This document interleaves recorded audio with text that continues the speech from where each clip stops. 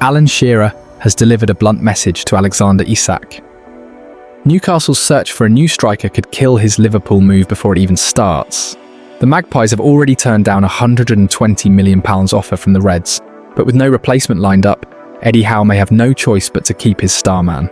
From failed transfer targets to front office chaos, Newcastle's summer is turning into a nightmare. Let's break down the Isak saga and what it means for Liverpool's plans. Alan Shearer has told Alexander Isak the harsh reality that Newcastle United's search for a new striker could cost him a move to Liverpool. Isak is wanted by the Reds and has been training away from Eddie Howe's side. The club have already rejected a bid from Liverpool worth up to £120 million for the forward. Isak was not part of Newcastle's pre-season tour of Asia and spent time training at his former club, Real Sociedad.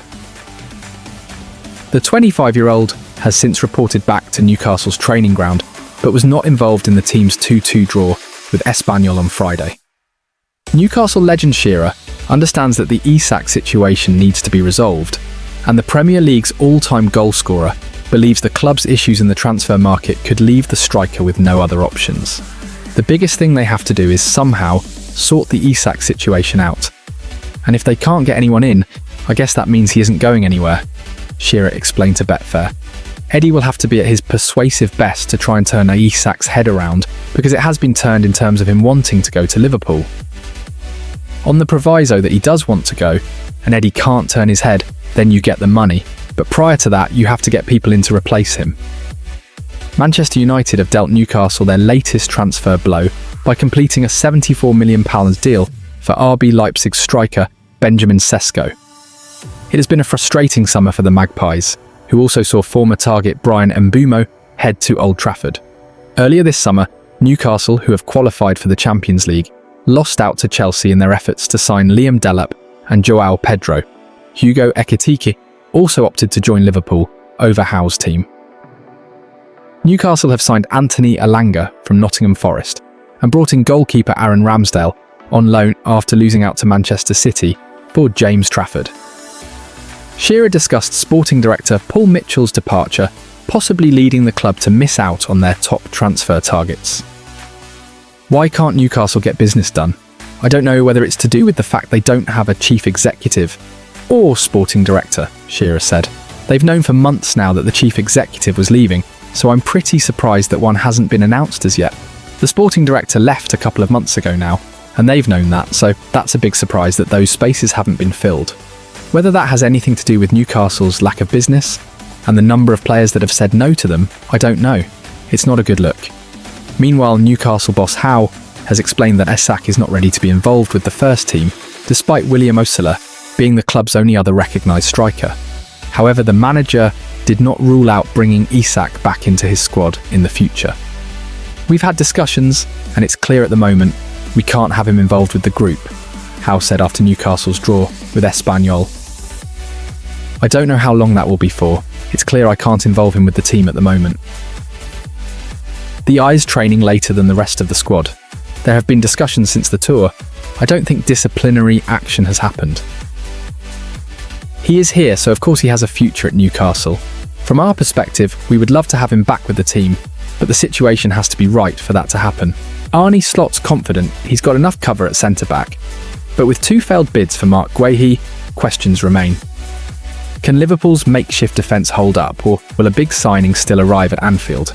Arne Slot insists his Liverpool squad has plenty of options at centre-back, even if some of those players aren't specialists in the position. His comments came ahead of Sunday's Community Shield against Crystal Palace, where Mark Guehi will be able to provide a reminder of what he could offer the Reds. Liverpool have seen 2 bids for Guehi rejected, and for now at least, have no plans to return with a third. However, their options at the back appear rather limited from the outside. They have 3 senior specialist centre-backs, Virgil van Dijk, Ibrahima Konate, and the currently injured Joe Gomez. Captain Van Dijk signed a contract extension at the tail end of last season, keeping him at the club until 2027, but Konate's current deal only runs until the end of the current campaign. During pre-season, the likes of Wataru Endo, Ryan Gravenberch and Andy Robertson have filled in at centre-back, with Slot confident of their abilities. They can definitely play there as well. And you forget Joe Gomez, the Dutchman said. Unfortunately, Gomez has a minor injury at the moment, but he will be back with the team soon. I'm really happy with the players we are having, and we have numerous players who can play in the position. Those stand-in centre-backs aren't the only players able to do more than one job at Anfield. New right-back Jeremy Frimpong got minutes on the wing for old employers Bayer Leverkusen and Slot, foresees him as an option there when Mohamed Salah heads off to the Africa Cup of Nations midway through the season. We definitely thought about AFCON. It's partly why we brought in Frimpong, because he can play as a right winger, Slot told reporters. A maximum 6 games without Mo, but that's a lot in the Premier League. Jeremy can play there, but he isn't the only option. Palace captain Guehi was also looked at by Newcastle last summer, but the Magpies have moved on to other targets such as Malik Thiaw. Guehi was one of 3 centre-backs to start for Oliver Glasner's side in a 3-1 win over Augsburg last Friday, and is expected to be involved on Sunday. The match will be Palace's first return to Wembley since winning the FA Cup there back in May, and Guehi's fellow centre-back Maxence Lacroix still watches the game, back to relive the highs. This type of emotion, you don't have it every day, he told Club Media. It's like time stops. I watched the game back on YouTube, and when you watch it again, you're like, no, it's not possible. We're going to win. Massive breaking news from Anfield. Darwin Nunez is officially out. The Uruguayan striker has agreed a stunning move to Al Hilal in a deal worth over £50 million. Liverpool are now turning their full attention to Newcastle's Alexander Isak, but it won't be easy. Liverpool have agreed a deal to sell Darwin Nunez to Al Hilal and will now focus on landing a replacement. The Reds have Newcastle striker Alexander Isak as their top target, but won't panic by an alternative if they fail to get their man. They will only switch targets if they believe another one who fits their criteria can be bought in this window. Nunez, 26, is flying out to Germany on Thursday to complete his medical with the Saudi club, who are currently in Europe for pre-season preparations. Al Hilal will pay £46 million up front with bonuses which will take the fee beyond £50 million.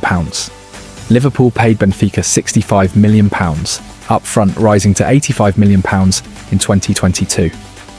The Reds have already brought in Hugo Ekitike from Eintracht Frankfurt this summer in a deal worth up to £79 million. But they've now sold Nunez along with Luis Diaz, while Diogo Jota tragically died in a car accident, leaving them considering further enhancements in attack. That is why they are pursuing Isak. They are only in the market for a starting forward and not a backup, but they will only pay what they believe is a fair market value and chase someone they believe they can land before the window closes. Liverpool have shown in the past that they won't pivot to other targets if they don't get their number one, unless they believe they also meet their criteria. That is the feeling here, and they don't believe they need to land a striker, but there is a want to. An example of that would be not signing another centre-back when they had to delay a move for Virgil van Dijk in the summer of 2017, or last year when Martin Zubimendi turned them down to stay at Real Sociedad. PSG forward Bradley Barcola, 22, has been linked with the club in recent days as an Isak alternative, with the thought given that Ekitike would play central. But while the forward is liked by Liverpool and a number of clubs, there is no planned move for him at this stage. PSG are unlikely to consider allowing him to leave, thus making him unattainable. While Liverpool also feel a left-sided attacker of Barcola's age would block the path of talented teenager Rio Ngumoha.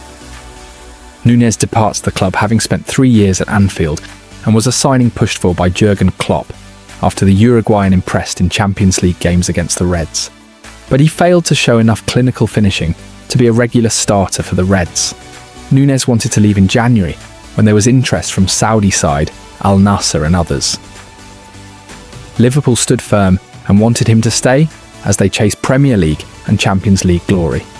Napoli failed with a bid earlier in the window as Nunez again asked to leave, but now Al Hilal have reached terms with Liverpool and the player will earn £400,000 a week in Saudi.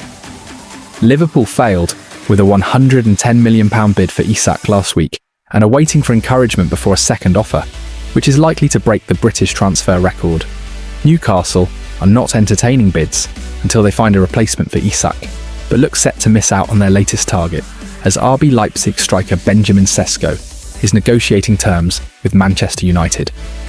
Isak, 25, is now recovering from a thigh injury and training away from the Newcastle first-team squad after Eddie Howe was angered by the player's actions when he went to train at former club Real Sociedad while the Magpies were in the Far East on tour. One chapter ends and another might be about to begin. Tyler Morton has officially left Liverpool after 15 years at the club, joining French side Lyon in a £15 million deal. And his close friend Harvey Elliott has paid tribute with an emotional message saying he's so proud of the midfielder. But Elliott's own future is now in the spotlight, with RB Leipzig knocking on the door. Could Liverpool be facing a double midfield exit? Let's break it all down. This is Liverpool Report. Harvey Elliott has sent an emotional message to his close friend Tyler Morton after the 22-year-old completed a permanent move away from Liverpool. Morton joined Liverpool at the age of 7 and was a boyhood fan. He came through the club's academy and made 14 senior appearances, having made his competitive debut back in 2021. However, Morton has now departed the club, joining French side Lyon in a £15 million deal. And Elliott, who became good friends with Morton after joining Liverpool from Fulham as a 16-year-old in 2019, says he is so proud of the midfielder. In response to Lyon's announcement video, Elliott wrote on his Instagram story, "My brother Tyler Morton 6. So proud, my mate. Deserve it more than anyone." 2 red heart emojis. Elliott could also be on the move this summer, with RB Leipzig hoping to sign him as a potential replacement for Xavi Simons. Simons is on the verge of joining Chelsea for £60 million, and Leipzig have made contact with both Liverpool and Elliott over a move. Elliott is a boyhood Liverpool fan and is understood to be reluctant to leave, but is prepared to move on for the good of his career. The 22-year-old made just 6 starts across all competitions last season and admitted he is open to leaving Anfield while on international duty with England at the Under-21 European Championship. "It's just a situation that me and the team have to have a conversation about because I'm coming into an age now where I'm 22. I'm going to be 23 next season," Elliott said. "I don't really want to be wasting years of my career because it's a short career. You don't know what's going to happen. I need to reflect. I need to see if I'm content in doing what I'm doing, and how can I improve as a player, because that's the most important thing. I just want to improve and be the best possible version of myself. If that's to go somewhere else, then it's a decision that I'm going to have to make, and I just need to see what happens. Nothing makes me want to leave. I love the club, I love the fans, the team, I support them as well. But most importantly, it's just about what's best for my career."